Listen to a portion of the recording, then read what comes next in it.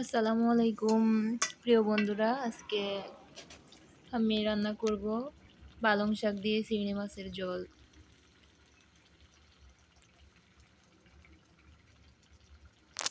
তো এখানে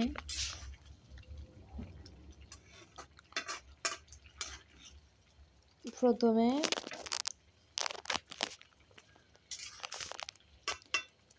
একটা হাঁড়ি বসিয়ে দিলাম। হাঁড়িতে পরিমাণ মতো তেল দিয়ে দিলাম।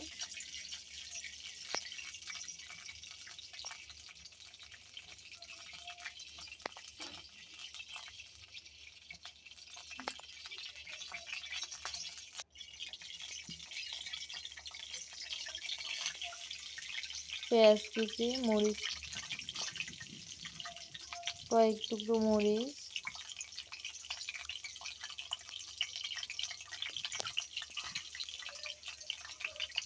রসুন বাটা, এগুলাকে নেড়ে চেড়ে মিশিয়ে নিলাম।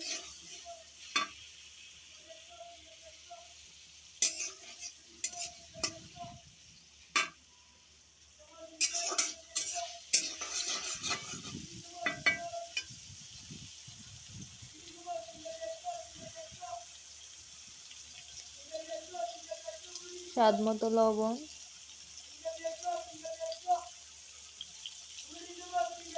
পরিমাণ মতো হলুদের গুঁড়া, পরিমাণ মতো মরিচের গুঁড়া,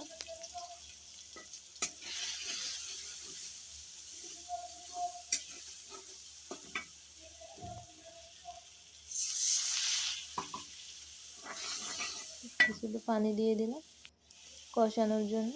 এই তো আমার কষানো শেষ। চিংড়ি মাছ দিয়ে দিলাম কেটে রাখা।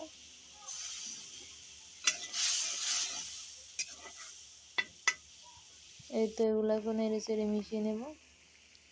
দেখতেই পাচ্ছেন বলক এসে গেছে। এবার কেটে রাখা আলু দিয়ে দিলাম। আলুটা আগেই দিয়ে দিয়েছি, কারণ এগুলা একটু সিদ্ধ হতে দেরি হয়, সেজন্য একটু আগে করে আলু দিয়ে দিলাম।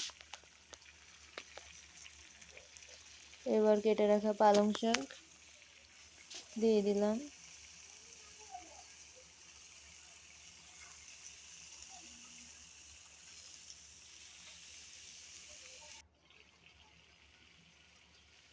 এই তো দেখতে পাচ্ছেন আমার শাক সেদ্ধ হয়ে গিয়েছে। এবার নেড়ে চেড়ে মিশিয়ে নেব।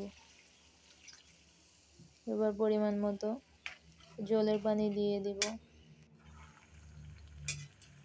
এই তো আমার শাক রান্না হয়ে গিয়েছে। দেখতে পাচ্ছেন কত সুন্দর হয়েছে। এভাবে আপনারা রান্না করে দেখবেন, ভালো লাগলে সাবস্ক্রাইব করে দিবেন। আসসালামু আলাইকুম।